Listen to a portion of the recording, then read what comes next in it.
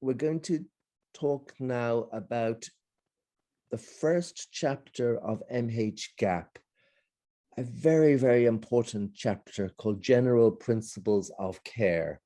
Now, for psychiatrists and psychologists, you don't need to learn this. It's in you. But in primary care, it isn't. And for me, even still, I learn new things from General Principles of Care and mhGAP all the time. And it has changed my practice in my secondary care work. So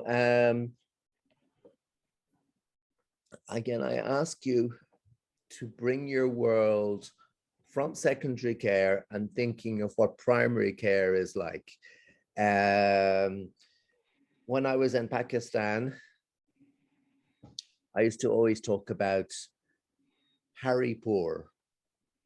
As I spent some time in Haripur, I'm thinking, what would a primary care clinic look like in Haripur? What would the facilities be like? Now, I seem to remember Haripur as a very small place, but I think it's got a lot bigger now. But thinking of what it would be like in a rural area. And why am I thinking of a rural area? Because that's where mhGAP can make the biggest impact, where there's no psychiatrists or psychologists. Now, you're all in Islamabad, but if I was in a village in KP, would I have access to psychiatrists or psychologists? I don't think so. Or I'd have to pay a lot of money to go to the city. So this is about how you can really you give a little bit of psychiatrist and psychologist and give it to that primary care health worker, doctor. So we're General Principles of Care. It's got a number, it's the building block of mental health practice. But it's not only about mental health practice, because it's about making sure that you assess and manage physical health in a dignified and respectful way, mental health that you manage in a dignified and respectful way, and follow up. And so physical, mental health, and social as well. And in Pakistan, I'll probably add another element, which is spiritual. And for many people in Pakistan, religion is important. So religion should be an ally and something that complements the treatment and assessment. I think in Pakistan, many of the people who are seen in primary care, they probably will have gone to traditional healer first. Would that be right? Yeah. And I would always start off by not being judgmental. And as psychiatrists and psychologists, we may be thinking, what a waste of money, how terrible.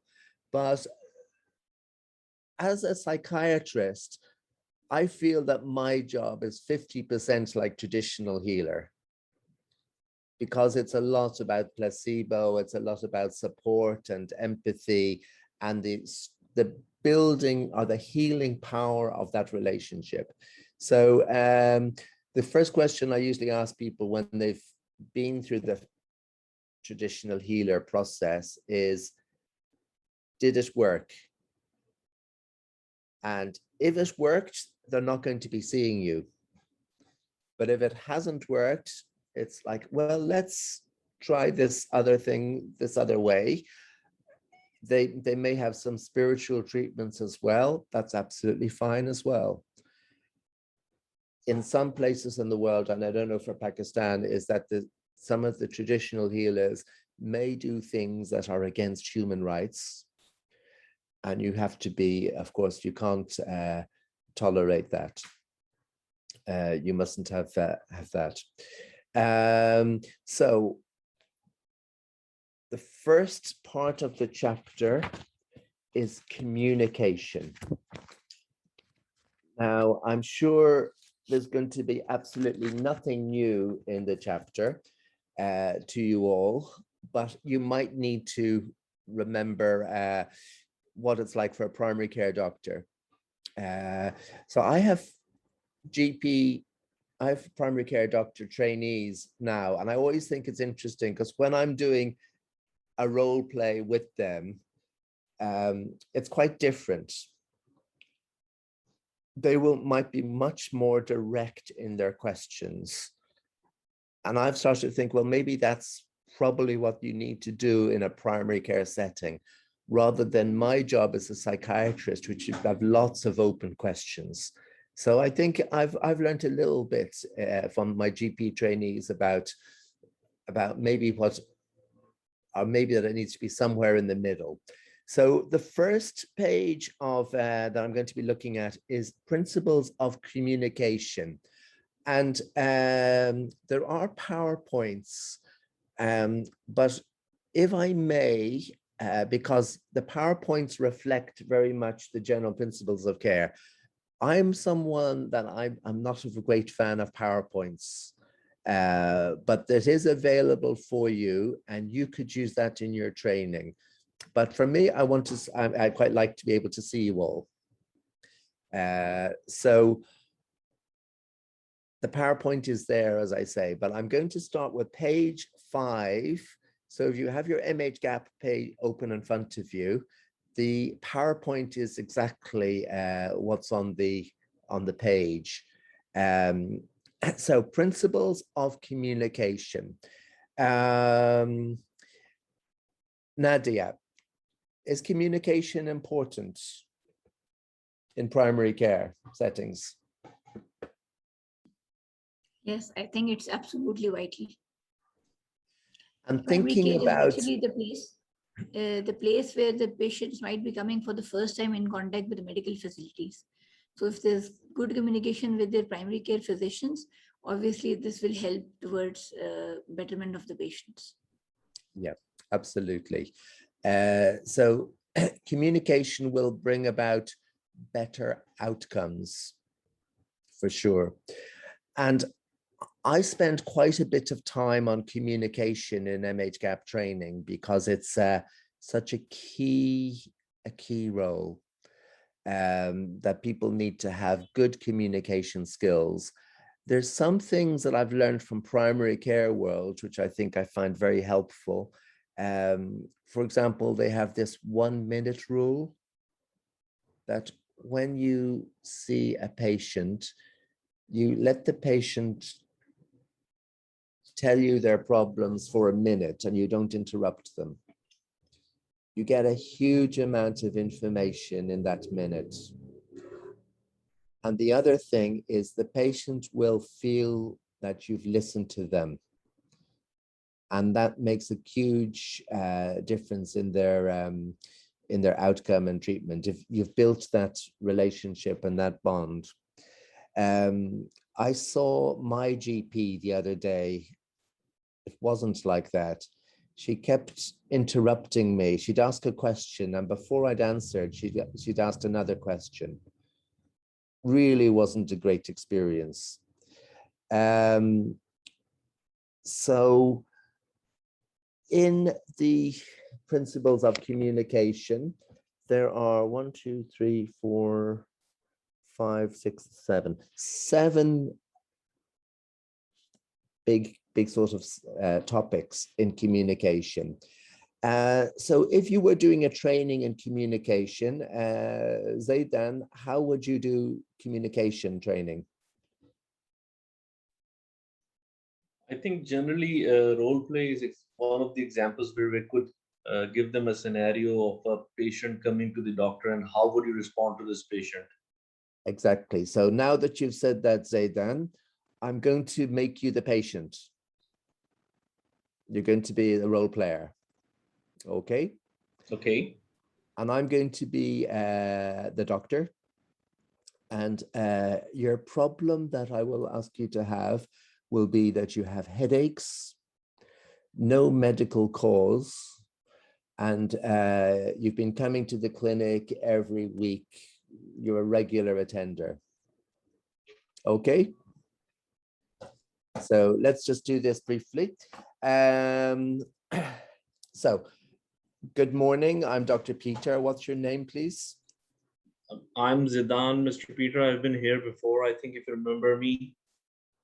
You've been here every single week. You've got a huge file, and I've never really found anything wrong with you. What's your problem today?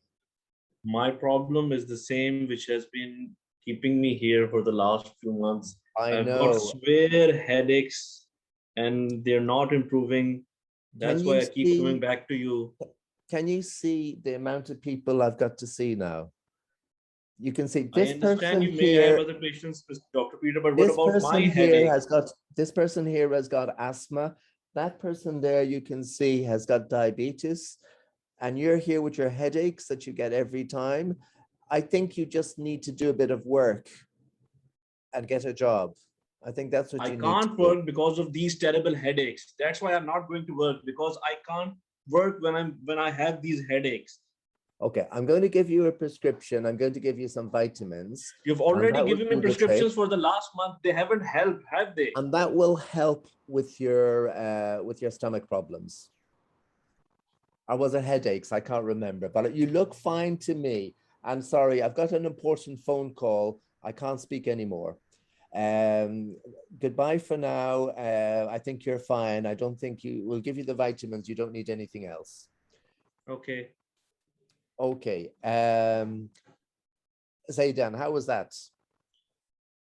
So the doctor had already made up his mind about the patient. He thought that his problem probably didn't require his attention.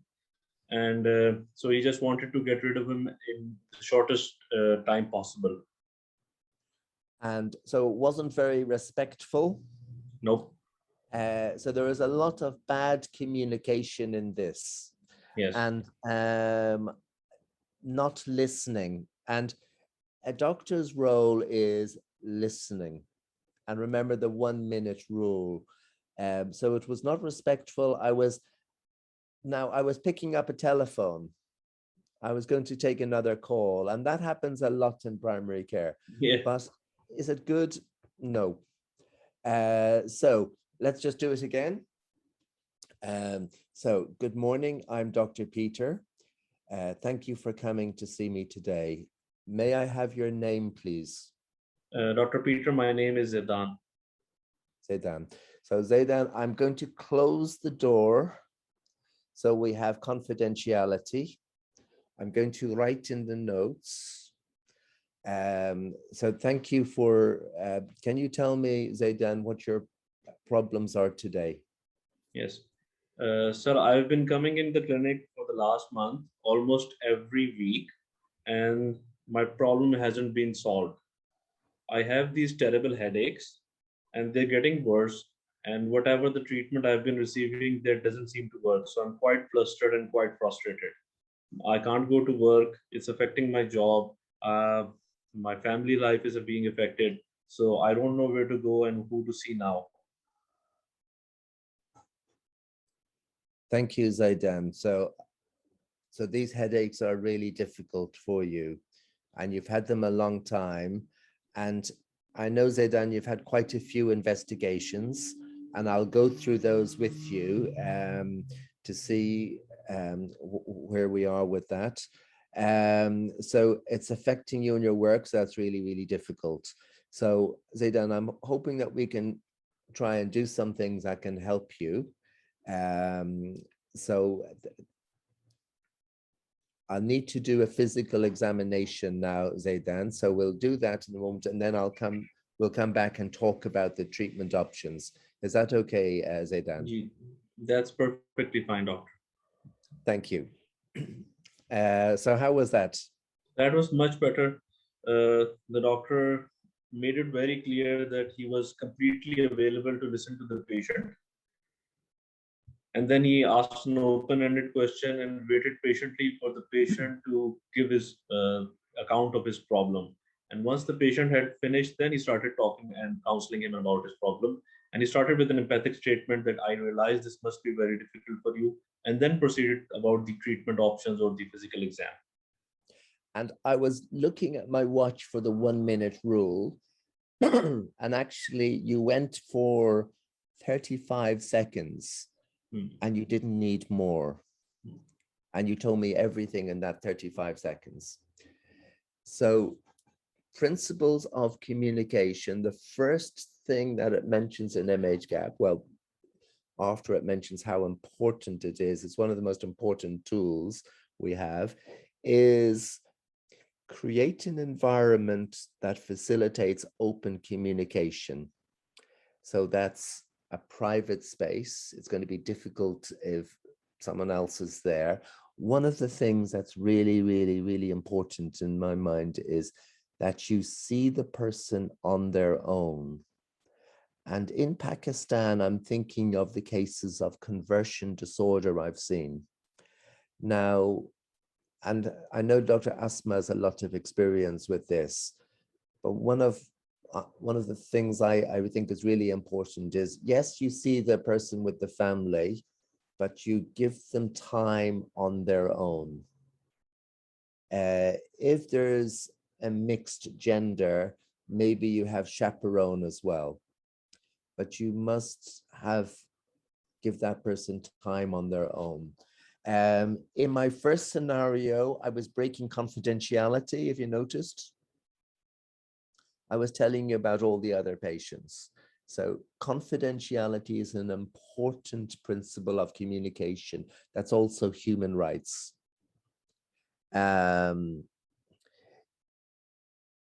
Sometimes people will say, I want my carer here, or I want my husband or my wife. There was a case I saw recently in Turkmenistan where this woman was, she looked really kind of fed up, and she was coming to come to the primary care clinic, and we said to her, yes, please, if you come in, we'll see you on your own first, and then your husband could come in. The husband wouldn't let her come in on her own. What would you think of that, Nazo?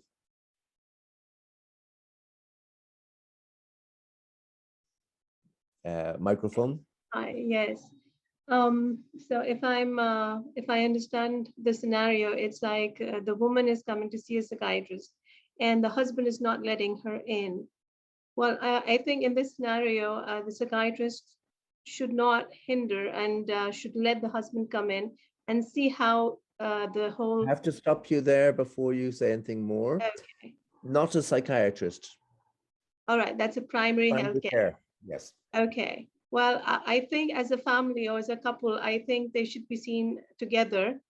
They and with time, when the trust develops, I think the basic thing should be to develop a therapeutic relationship with both of them so that the trust develops. And once the trust is developed, then there's a big chance that the woman can be. And that's certainly a way to do it. In our case, in this case, what we suspected was that she was being abused by her husband, and she was afraid to come in because if she came in alone, that there could be consequences. And I think that might be true. If she's too afraid to come in, if she came in her own, maybe her husband will beat her up afterwards. So I think that was a real issue. But I think if someone is shy to come in on their own, maybe it's to do with, it could be abuse. And that's part of primary care work, to pick out if there's abuse. And if there's abuse, get advice. There's another case I can remember of I was doing supervision for people in Ukraine. And this lady doctor told me in the supervision that she had used principles of mhGAP since the training. And she told me one case of this young boy who was about 14, 15, who had hypertension. His blood pressure was really high. And she used to see him with his father.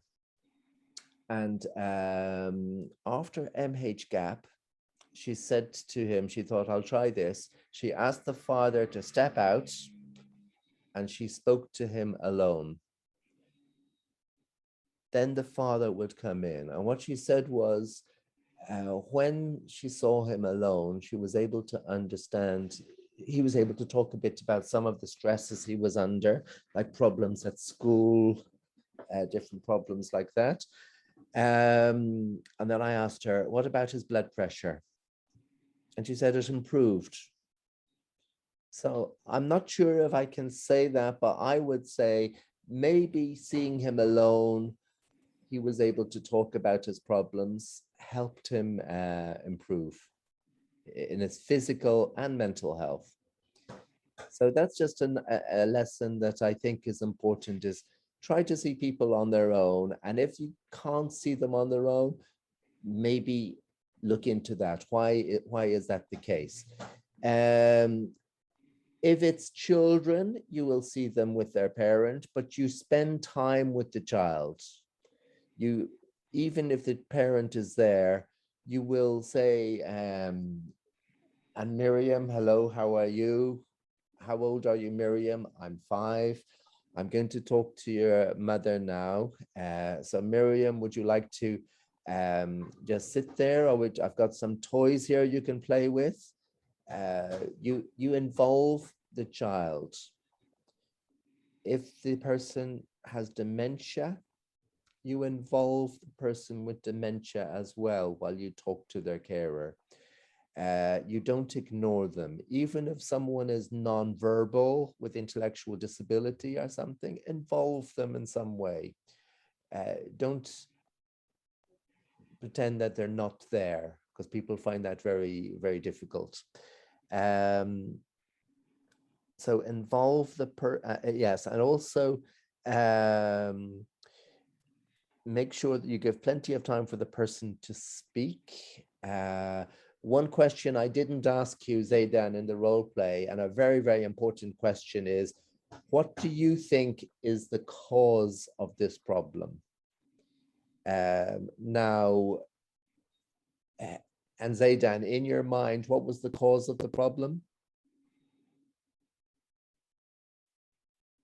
I think it might be some of the problems that I'm having at home. Okay, so that will be really important to know. If he thinks it's a brain tumor, bring that out in the open. Why is he thinking these things? Maybe in some places it might be evil eye. It might be jinn.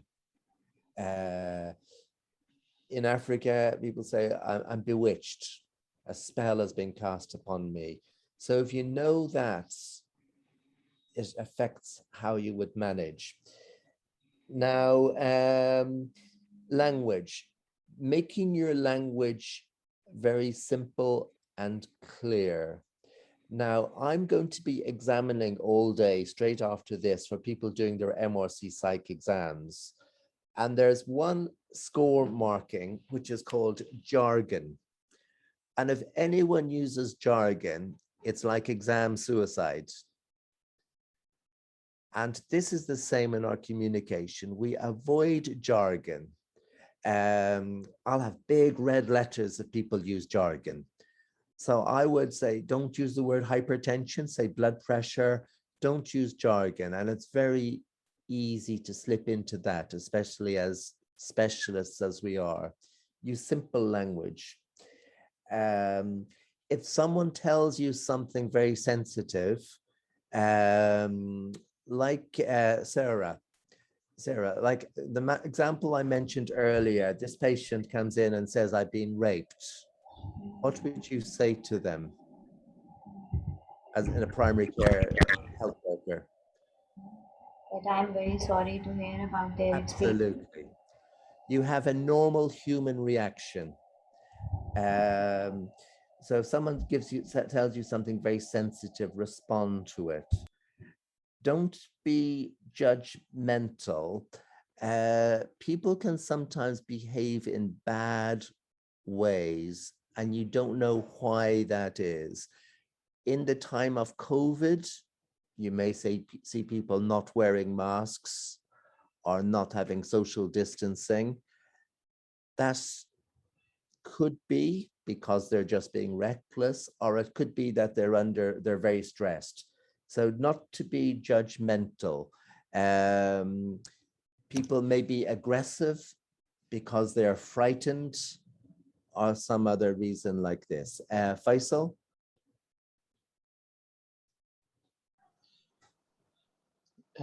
Yeah, Peter, just regarding the setting, because it's important when talking to your patients or clients.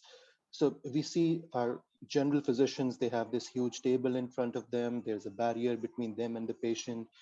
And the doctor is put at a different pedestal in our society, in our part of the world. So we're talking about maintaining the same eye level. We're talking about addressing this barrier.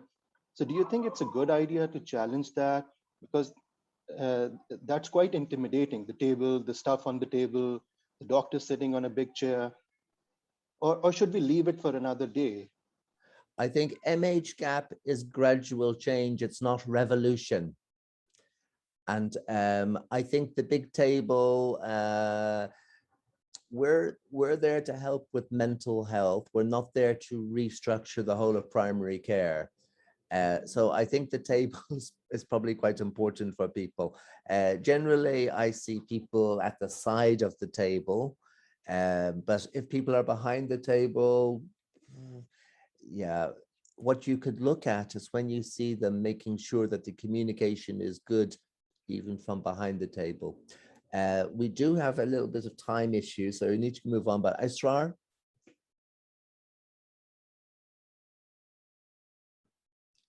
Mike? Just a little question about the initial settings of the interview. Do we have to communicate about the time duration that we will be talking about the issue? And in the primary care session settings, it's always an issue. How much time do you have for the patient? So how do you have to address that? I would say to the participants in your training, what do you think? Do you tell people how long you've got? They'll probably have a good idea of what they will do in their local area. I don't think there's a set rule. People will know that they're not going to have much time with the doctor. If they're spending a long time, if you know that this person who's going to come in will spend a long time, you might say to them, we have a limited period of time, if you know that person, so that, because you have your clinic to do, you can't let other patients wait too long. I'm going to, now, when you are doing your training, my suggestion with communication is you do loads and loads of role plays. And you can role play with a child, intellectual disability, aggression, so you can show how you can talk people down, different scenarios. You could break people into small rooms or small groups so they can do role plays in 2 or 3 people. I think doing the good and the bad communication exercise can be very effective as well. Now, in the interest of time, I'm going to move on. But in your training, when you're rolling out, I would spend quite a few hours doing communication because it's such an important topic. And then it's not the end. Supervision is next. Now, I'm going to go on to principles of assessment next, which is something that we all do. And so I'm going to go through it quite quickly, but when you're doing your training, you might get people to role play using this principles of assessment on page 6. And there's 1, 2, 3, 4, 5, 6, 7. There's 7 areas that are mentioned here. I think that for yourselves, it will be quite straightforward, but thinking about what that would be like in primary care, where you may have just 5 minutes to see someone. I think the principal assessment here are a little bit unrealistic to get covered in 5 minutes. So sometimes it might take a bit longer to see people, but it's underpinned with good communication, respect, and ensuring that it's a dignified interaction.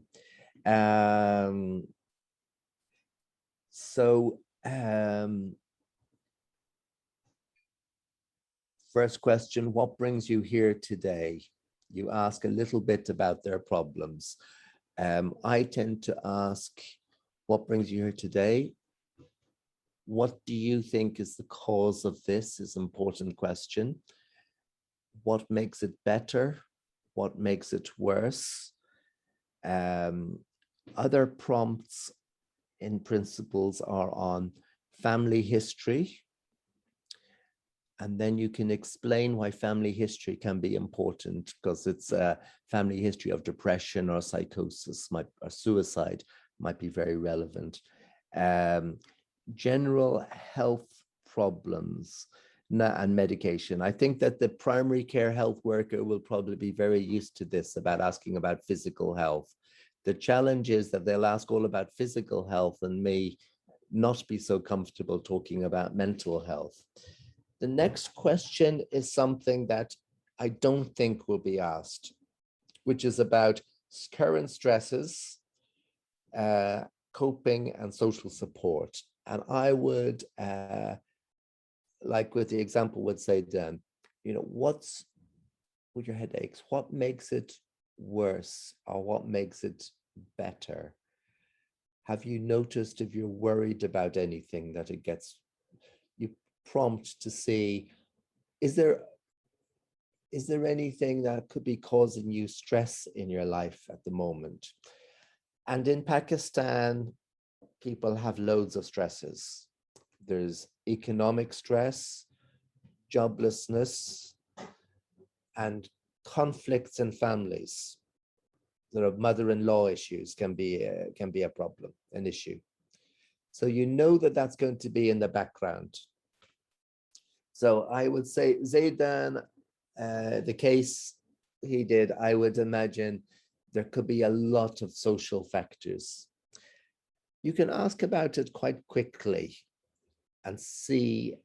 Now, for purposes of time, you might want to go into that in more depth and do a role play on each of those headings in mhGAP. Now, alcohol and substance abuse. This would be a very sensitive topic in Pakistan. So you're not going to ask straight out. I'm not going to say to Dr. Asma, do you drink alcohol? I might frame it in, Dr. Asma, we have some routine questions we like to ask. This is all confidential, and please be aware that we're just trying to help you, but do you ever take illegal substances, or do you ever drink alcohol? I was kind of surprised in Pakistan that there is quite a bit of alcohol. And I think in Karachi, there's quite a bit of alcohol issues. So it's a mistake not to ask about it, because you can never tell. One thing I learned when I worked with old people was they were saying, no, I don't drink any alcohol. I don't drink any alcohol. But then you'd find that they were drinking this, this like syrup, like cough mixture type of thing that was full of alcohol. Or they had this vitamin supplement called Sonatigen, and it was full of alcohol. So I used to see a lot of elderly people, particularly with alcohol problems, and they didn't realize it themselves. But the worst that people will say is, it's against my religion, or not at all, or they might be cross to be asked that, but you frame it, you signpost it and say, this is a routine question. Very, very important is to ask about suicide questions. And again, this is something that primary care people will not be comfortable asking. I was doing a supervision with a country recently. I can't remember which country. And they still thought that we won't mention suicide because it will make people think of suicide. No. You should always ask about suicide. And in depression, suicide feelings are very common. Thoughts, if I was training in Pakistan, primary care, and people were talking about abuse and violence, I would turn it back to them and say, what would you do here? And it might be that they turn a blind eye to it. I think could be very common. But my suggestion would be either they get training and protection, but always to have someone they can speak to get some advice. But it is heartbreaking in some places where I've been, where there's been clear abuse. I remember this, there was this girl and she was about 6 or 7, and clearly she had been sexually abused by her family. And we knew that because of her physical examination. So it was really quite severe. And we kept her in the hospital for her protection. And we were trying to get advice from protection or who could help. We were contacting UNICEF, everyone. The family came along and took her away. And there was kind of nothing we can do. So protection can be really heartbreaking. And this would be something maybe that could come up in supervision and how it affects the person as well, the health worker, when you see horrible things happening that you don't have power over. But it's not for me to tell you what the protection measures are in Pakistan. There will probably be some systems in the cities, but if you're in a village, I don't think there'll be much. You might have. Yeah. Yep. Sorry, go ahead. Please, no, carry on. I was saying even in our training as psychologists, mine happened many years ago, this question would not come up even in our trainings. And I would, early on, I would have young people come in and I would ask them simply like you said, that this is a routine question I ask everyone. Have you ever experienced so-and-so? And often they would say, because no doctor asked us this, so we never told them. So that's why I was thinking. I think you have to be, I think it's probably too much to ask absolutely everyone, but if you've got a suspicion and you could in your training role play some case scenarios. I do remember as well, I was training, I think in Malawi in Africa. And what they told me there was, they said that if my husband doesn't beat me, he doesn't love me. I didn't know what to say to that. But that was where they were starting from.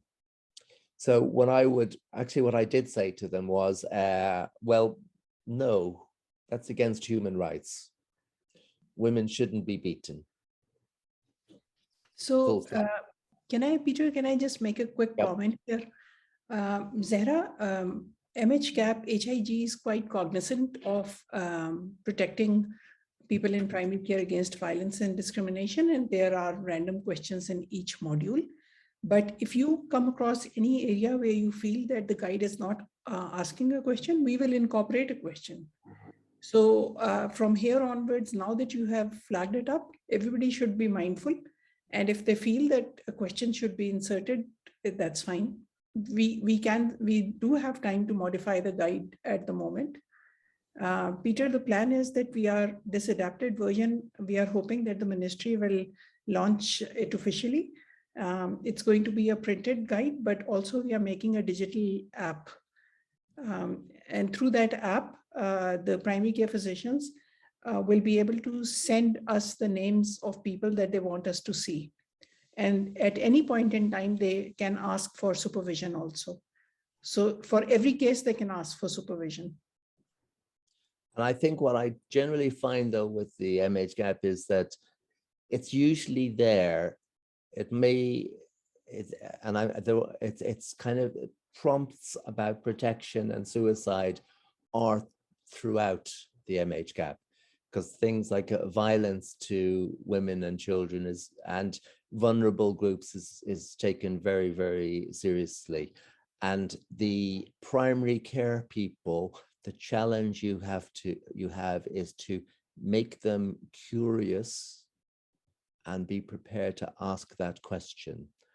And of course, you can think what a minefield that would be if you're asking people this question in a village in next to Harrypur, because that brings up a whole load of things. Also, like if you're asking them, bringing up about domestic violence, the woman goes home and the husband says, "Why are you saying this?" And it can lead to further. It's such a difficult area.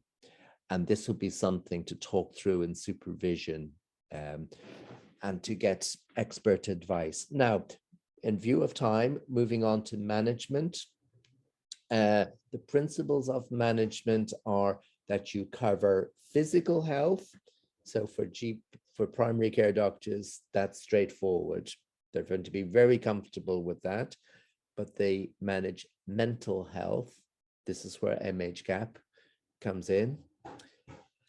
Social health. You got to make sure that people have a house or a shelter, have got money. I don't know if you've heard of psychological first aid. So the principles of psychological first aid. I'll give you an example of how we would manage, for example, a lady who's been raped. Our management was, we check her physical health.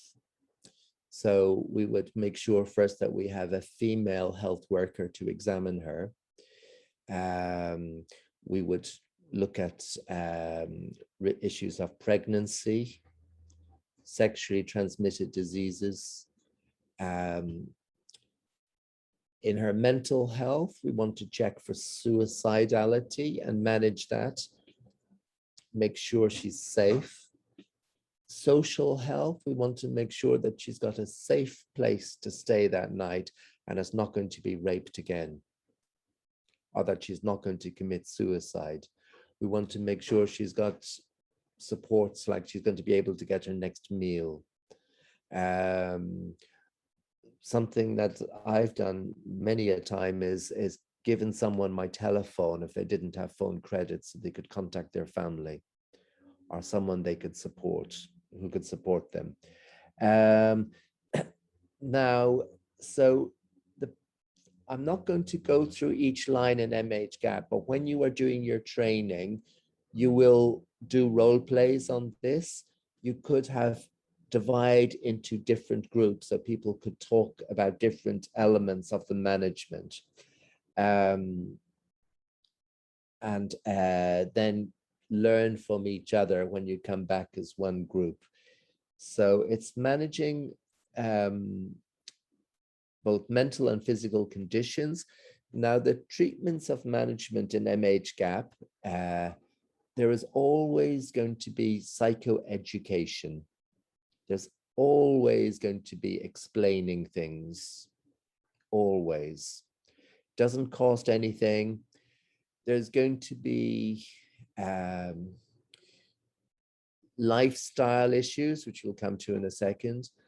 And there's going to be stress reduction and improving social support. And we'll come to that next. The education, just going back to that, this is where I've learned a lot from mhGAP. You talk to the person about the treatment. How long is it going to be? If I had more time, I'll do this in role play, but time is a little bit stretched. How long is it going to take? How long am I going to get before I get better? Do I stop and start the medicines? Would that be a problem? Will there be side effects? How soon before I improve? If something goes wrong, how can I get help? Will I come back to see you? Also, something that might be important is, do I have enough money to buy the medicines? And this is something that I'm not sure for Pakistan, but many places, you give the person a medicine that's affordable to them. You know, you got loads of drug companies around, but you have to be ethical and prescribe something that's affordable to the person. And the old drugs are good, the new drugs are good. And there's a lot of evidence that the old drugs and the new drugs work as well as each other, but maybe different side effects. And in my practice, I use old drugs as well as new drugs. So as you can see, covering general principles of care in a few minutes is very difficult to do. So I'm going to really stretch along now. Management, you need to go back and look through it. And it's not as straightforward as you think. And it's the primary care world. It's not your world. Something that comes up in management as well as if the patient says no to the medicine. If the patient says no to the medicine, you can't make them take the medicine. They have a free will to decide on this. No one else can decide on this. Their family, you can't tell the family they should be putting the medicine in their tea. This is in primary care. There's no compulsion. And you got to respect people's autonomy. And that's an important message. So things you can do as well as write things down for people so they can, if they can read, make sure they can follow things. Now, the next one I want to do is reducing stress and strengthening social support. And I'm going to highlight a quick technique that I think can be quite helpful for this. And I'm going to share my screen now.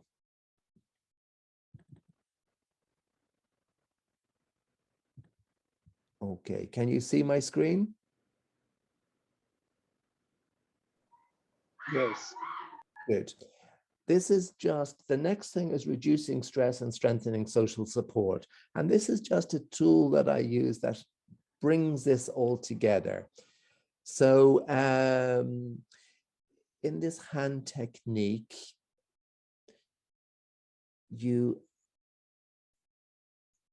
this is the patient's hand. Each finger of the hand can represent a person or organization that can help them feel better, or they can get support. So if I was doing this is the hand of a patient, I would say, tell me who you can speak to if you have any problems. So I'd say, I can speak to my mother, I can speak to my father, I can speak to my sister, I can speak to my wife or husband. You get them to identify who they can speak to. It's an exercise in social mobilization. So you bring it out there. Who are their supports?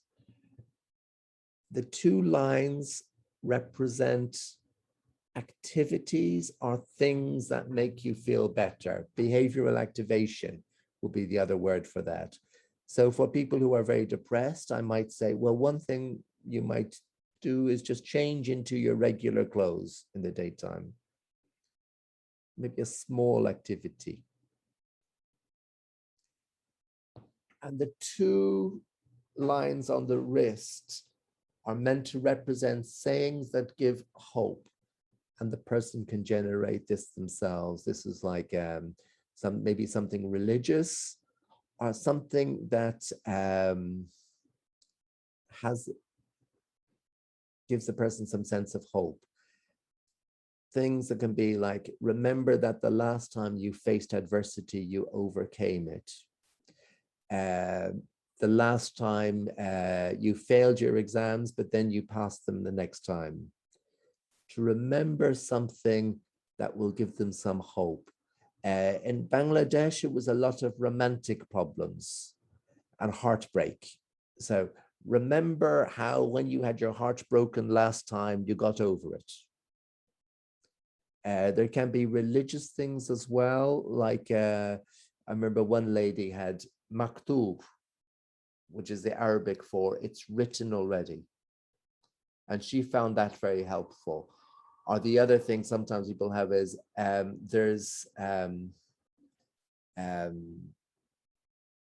never alone. There's always someone there. Now, I use this in my practice in secondary care all the time as well. Sometimes I may not get the patient's hand, but I will ask them, who can you speak to? Who is there for you? Are there things you can do that you enjoy? I do that every day. And you'll find it's like yesterday I asked someone, they said, I really like football. I thought they did nothing, but they loved football. And then when you talk to them about football, they light up. The grandchild test. I'll ask someone, what about, do you enjoy being with your grandchildren? They light up. And that's kind of like a treatment as well, that you're reducing their stress and building up their social supports. And I think in Pakistan, where it's a very community-based society, I think this is very useful. This is used for children, but I use it for adults as well. Now, I'm going to rush on, but I leave that with you, and we do want to talk about it again tomorrow. That would be fine as well, a quick recap of it. Wherever I do mhGAP trainings, they always say, please do the hand technique. And if I forget to do it, they'll remind me. So other things in this number 4 on page 8 is about looking at the stresses people have. How do you cope? This is where, is that right? This brings up about be aware of signs of abuse or neglect.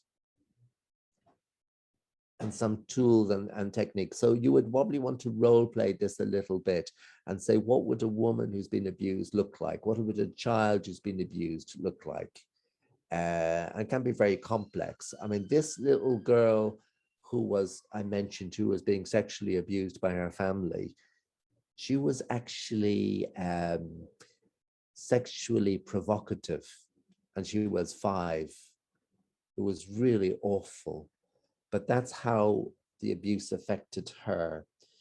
So strategies are problem solving, strengthening social support this is the hand technique, I think is useful for that. Then there's relaxation techniques. And I think you should all know at least 2 relaxation techniques. For the psychologists, I think you will be very skilled in this.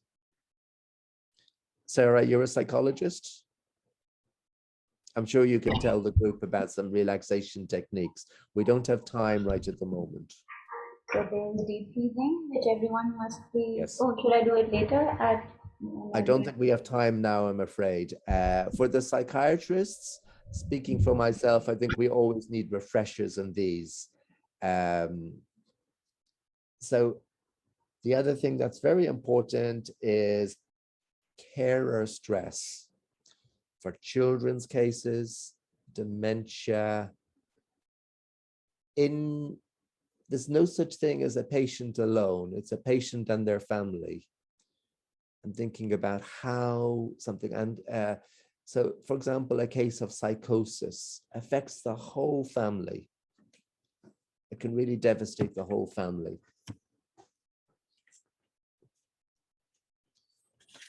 And now I've done the terrible mistake as I've run out of time, still with 2 bits to do in GPOC. And not that they're not really, really important, but we've kind of touched on human rights, very, very important. We have kind of touched about it. Confidentiality, abuse. And this is one place where I will say, no one should be abused. No one should be hit. You have to be very clear on that. You know, as an outsider, people will say, oh, you've got to be careful of culture and all that sort of thing. Absolutely. And for you, each province in Pakistan will have different cultures. So if you go to KP, and KP I know quite well, very different culture. But I would still say violence to women is not acceptable. And you've got to be there and say, yeah, say that this is the case. This also mentions about deinstitutionalization, that people with mental illness shouldn't be put in hospitals and left in hospitals indefinitely. People with mental illness should be part of the community. This is where it's important to talk about respect and dignity. And people with mental illness should have the same access to healthcare. And I hate that I've run out of time and I can't talk about principles of overall well-being, which is about importance of diet, family spacing or family contraception, looking at people's social needs. In this chapter mentions about child-friendly spaces, emotional and practical support for families, and then specialized care as well.